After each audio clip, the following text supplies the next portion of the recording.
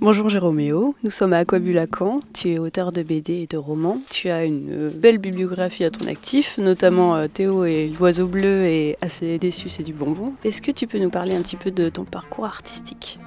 Bonjour Axel, merci de ton invitation. Une grande bibliographie, oui, ça embrouille pas mal de pages sur internet avec pas mal de bouquins momentanément indisponibles. Mais en tout cas, ouais, il y en a beaucoup. Ça fait 30 ans que je fais ce noble métier, à savoir que j'ai été illustrateur jeunesse pendant très longtemps pour les éditions Milan, les éditions Bayard, avec notamment une série qui s'appelait Les Trois Filous chez Milan Presse, et où tous les mois j'avais mes petits personnages qui arrivaient un tas d'aventures. Et puis il y a 5-6 ans, j'étais un petit peu fatigué de raconter des histoires pour les plus petits, et puis j'avais envie de raconter d'autres choses, donc je me suis orienté vers une bande dessinée plus classique, donc j'ai un peu délaissé mes gros nez, mes petits personnages rigolos, pour aller vers des choses plus réalistes, tantôt comme dessinateur, tantôt comme scénariste. Voilà, selon les aventures éditoriales que je pouvais proposer, rencontrer. Pourquoi avoir choisi cet art comme moyen d'expression ? Quelle place a-t-il dans ta vie ? La légende raconte que quand j'étais petit, j'avais 2-3 ans, j'ai demandé à mes parents un crayon pour équiller. Et donc à partir de ce moment-là, ils ont eu le malheur de me donner un crayon.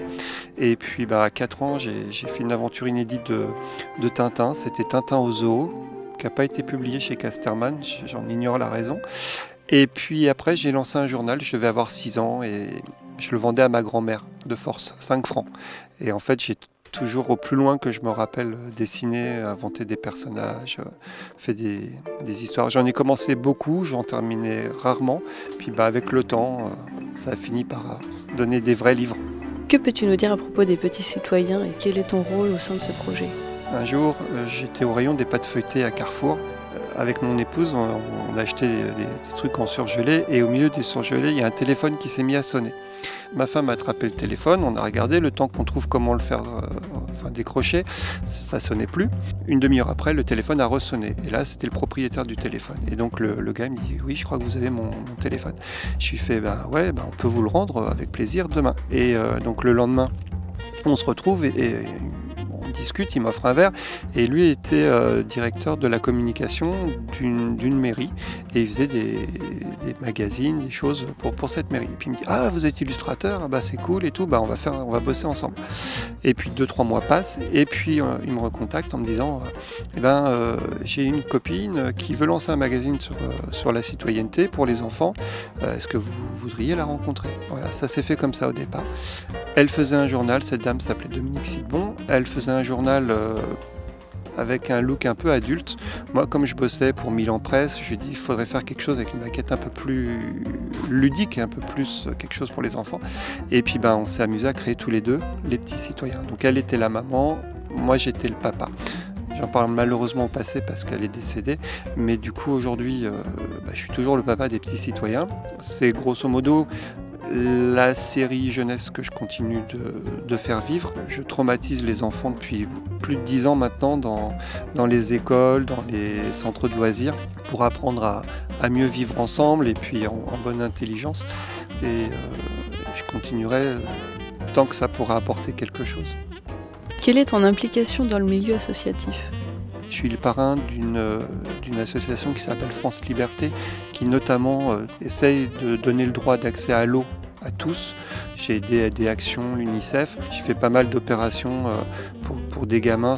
L'idée, c'est même pas une question d'image ou quoi que ce soit. C'est vraiment d'être au plus proche et que mon action, ça serve tout de suite. Donc voilà, ça fait des albums de BD dont les bénéfices sont reversés pour aider les enfants, genre le droit des enfants, des choses comme ça. Voilà, c'est ma manière de m'impliquer parce que j'ai a priori un petit truc. Parle-nous de tes dernières publications. Alors mon dernier livre, c'est un livre sur 14-18. À la base, c'était un scénario pour une collection qui existe, une collection historique. Raconter 14-18 en 48 pages, c'était pas quelque chose de très simple. Et je me suis dit que c'était l'occasion ou jamais de rendre un hommage à mon grand-père. Donc mon grand-père a fait 14-18, mais surtout il avait à peu près 14 ans au début de la guerre et un peu 18 ans à la fin de la guerre. Et j'ai pensé à tous les gamins qui ont une jeunesse sacrifiée. C'était l'occasion de faire ce livre. Dans Dans un autre registre, il y a un livre d'illustration qui s'appelle Crime en Normandie, avec plein de morts partout. C'est des faits divers qui sont passés dans les années 1900 jusqu'à quasiment nos jours. C'est un espèce d'hommage à Angelo Di Marco, qui était un illustrateur qui faisait des trucs magnifiques pour Qui Détective. Voilà, et puis le prochain, c'est la semaine d'après, ça sera le tome 2 de National 7, parce que je suis aussi fan de vieilles voitures. Peux-tu nous en dire plus sur l'espace muséal d'Isigny dont tu t'occupes? En fait, j'ai été contacté à la fin de l'année dernière pour réaliser une planche de BD pour parler de la vie de Walt Disney. À l'époque de Guillaume le Conquérant, sa famille était avec Guillaume, quoi, et il vivait à Isigny. Donc c'était quand il arrivait aux États-Unis, la famille est arrivée aux États-Unis, et du coup ils ont gardé le nom parce qu'ils arrivaient d'Isigny. Disney. Donc la ville d'Isigny est reconnue comme le fief de la famille Disney.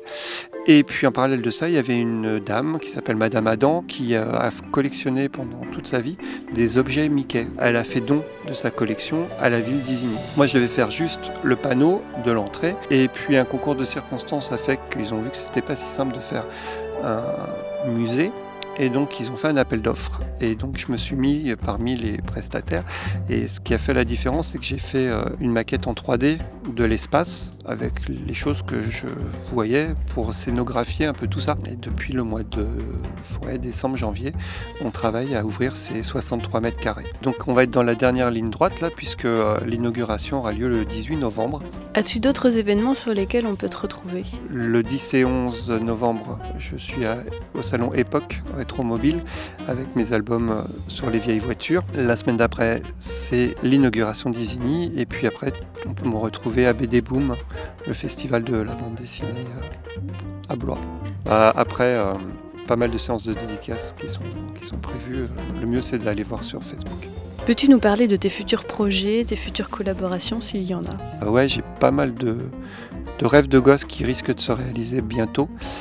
Mais pour le coup, par superstition, je ne veux pas en parler tout de suite. Mais voilà, il y a 2 très très belles choses à mettre au catalogue de ce que j'ai envie de faire et qui vont, j'espère, arriver sur 2019-2020. Merci beaucoup, Jéroméo, de nous avoir accordé du temps, et merci à Aquabulle. À très bientôt. C'était le plus bel interview de toute ma vie que j'ai. C'était parfait.